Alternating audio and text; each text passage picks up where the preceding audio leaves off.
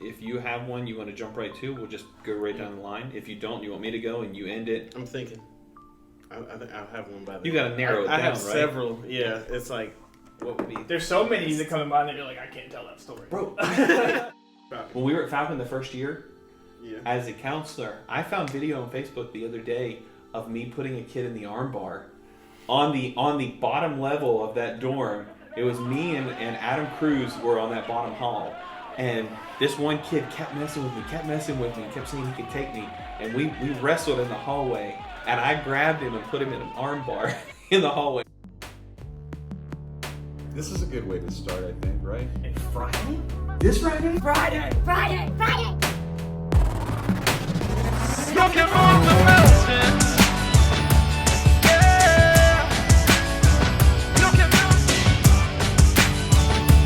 Oh.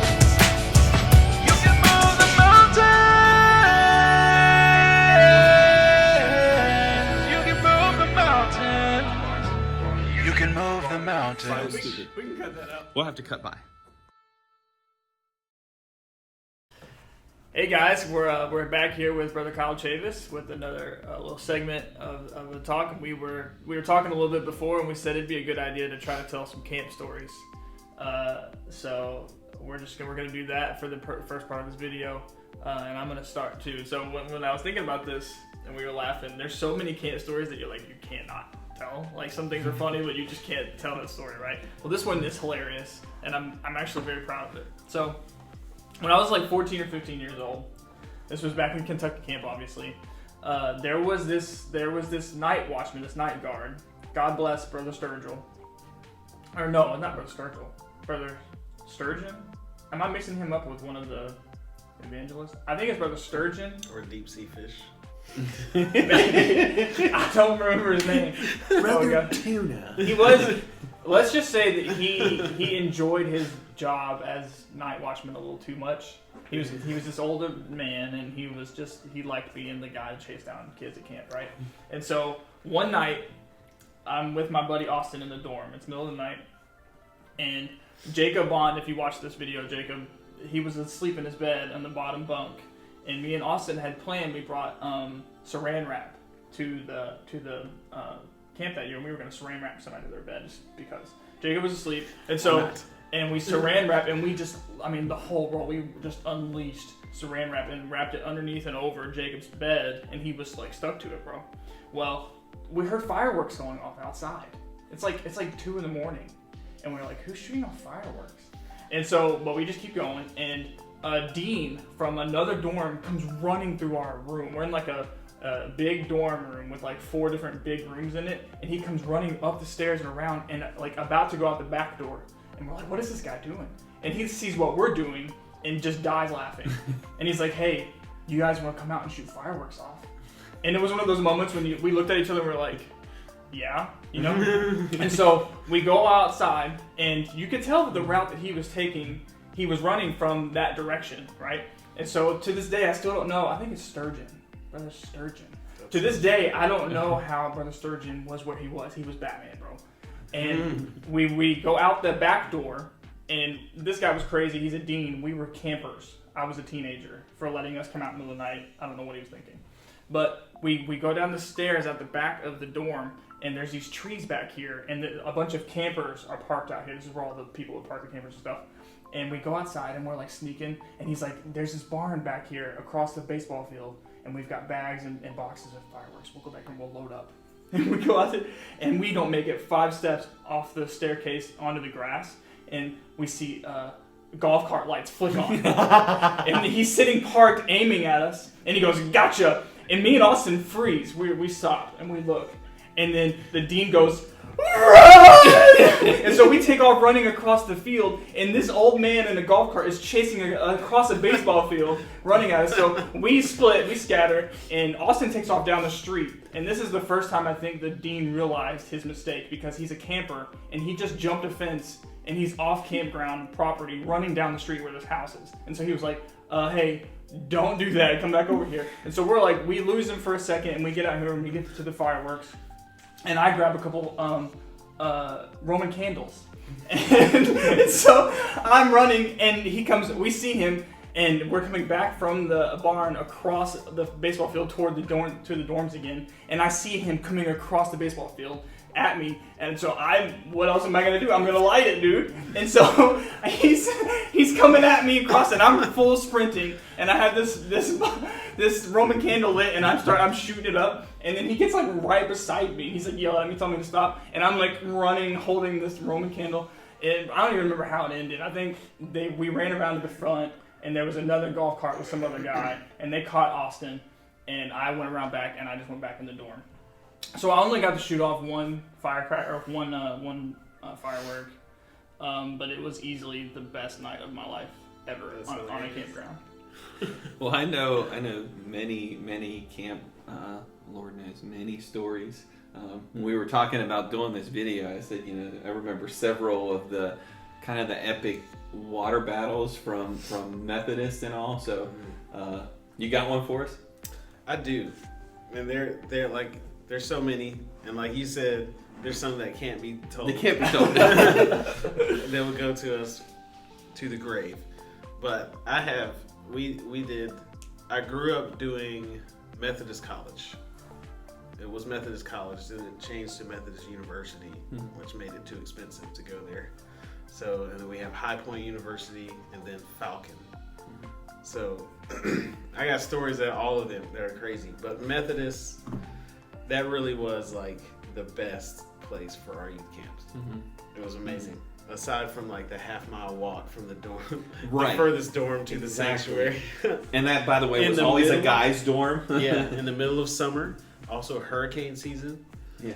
And it was like you're either gonna get crisp or you're gonna get wet. It was like, you get to the service and you're already sweating. Yeah. It's like crazy. Right. So there was this one night we were, and I will not name anyone because we were sworn to secrecy, but we had some water balloons in the dorm, and I think it was Sanford dorm, or the other one, those two on the back. It was Sanford and Cumberland, I think. One of those two. So we're like throwing water balloons at each other inside the dorm, which that was great because the college dorms are like, you can't destroy anything in there. It's like cement and wood. Right. That's it. You can't break anything except yourself. Right. So that night, one of the guys in my youth group had a balloon, and he was like, "Man, I gotta hit somebody with this. I gotta get somebody good." It's like the last balloon. So we're like trying to figure out what to do, and like we opened up the bathroom door, and we saw somebody was using the restroom. They were sitting on the toilet. And you see they had sandals and socks on, and that's all you could see underneath the stall. So the guy was like, "Yo, I'm just gonna lob it and just like toss it over so it'll hit him while he's on the pot." So like we're all in the doorway, like all whispering, you know how young people are. Yeah. So we're like, okay. So like he lobs it and it's like slow motion. Like we can't see in there. We're just like, oh, this is gonna be good. So what we didn't realize was he was not sitting at the moment. He was post pot. So he was. So the balloon went directly into the toilet. It was like we heard a splash, and then we saw his socks turn brown. And so the balloon went directly in the toilet, and everything in the toilet came out on him. And oh man, he was so mad. And like we ran. Like, when we knew what happened, we just ran. And then somebody had to come and help him because he couldn't walk down the hall like covered in his own feces. Oh, bro, that is so bad. So they had to bring him a towel and cover up. And that's hilarious. Please tell me at least it was somebody that was there with us. Unlike at times there were students that were still with him. It was within our youth group. All parties involved were from our youth group, so there was no calling parents. Oh my! Actually, I don't even think his dad and his mom knew that happened. He was like, "Don't tell nobody." Oh, that's hilarious. It was so funny. Well, I probably remember, that may have been a year that I was down here, because I remember a few of those water battles in those dorms. I remember one year me and Jonathan Hash were in those dorms, and there was several water balloon exchanges in the hallways and in the dorms, and even trash cans filled with water down the stairways. It was so dangerous. It was it was good. But my story would actually be kind of like Zach said, from growing up in Pennsylvania camp. We had 1 year, so it was before hyphen was officially hyphen. It was still considered college and career, right? And so it was either our last year as youth or getting ready to go into college and career. I want to say it was one of our last years still as youth, but it was kind of in that transition period. Anyway, same kind of deal. We had saran wrap with us. We ran out. We were able to go off campus that year because we were driving. We ran out to a Dollar General and we bought saran wrap, and we bought like this cheap like $1 makeup kit, and we bought all this stuff. We had this kid in our room that was just, he wouldn't shower. It was bad. It was bad. And so anyway, we run out, we get all this stuff, and we're messing with this kid. So middle of the day, he climbs up in his bunk and he takes a nap. We saran wrap this dude to the bed. I mean, like thick. We wasted 2 of those like wide, like industrial size saran wraps. So this kid can't move.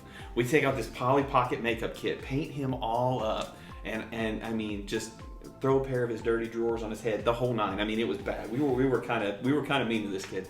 But what it leads to is, one of the counselors is the one that found him because we went to choir practice then and forgot.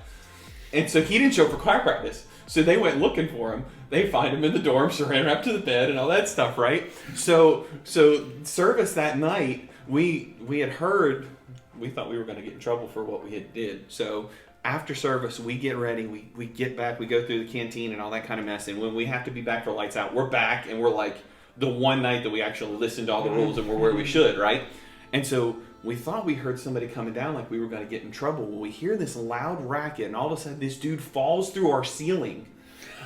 So another kid had come onto campus to visit for the service, came back, wasn't supposed to be in the dorms. He comes in the dorms, he went up through the little roof access thing and was running across the rafters to get away from our brother Sturgeon, okay, who was brother Thomas.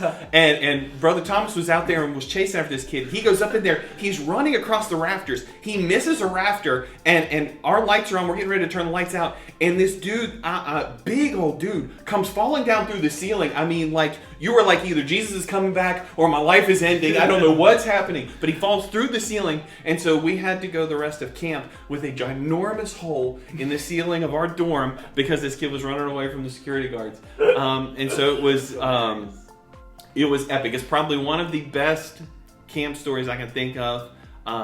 Growing up, myself and my friend Chad and Tim, we literally thought we were in so much trouble, and really it was nothing more than a guy falling through our ceiling. So it was unique, to say the least. So great stories from Pennsylvania camp, from camps growing up. And like you said, man, I could tell story after story. I may or may not have been involved with our youth president one year getting soaked with ice water at 2 a.m. because the security guards were in on it, and they went and got him and told him that there were some students that got out of their dorm that they had caught. And so they picked him up and they drove him down to the little like canteen area, which is like a covered pavilion. And there may or may not have been a few students hiding in the rafters with ice water. And so as the youth president stepped off the golf cart to address the 2 students he thought were out beyond curfew, he woke up with ice water at 2 a.m. And wasn't happy the next morning. So plenty of stories.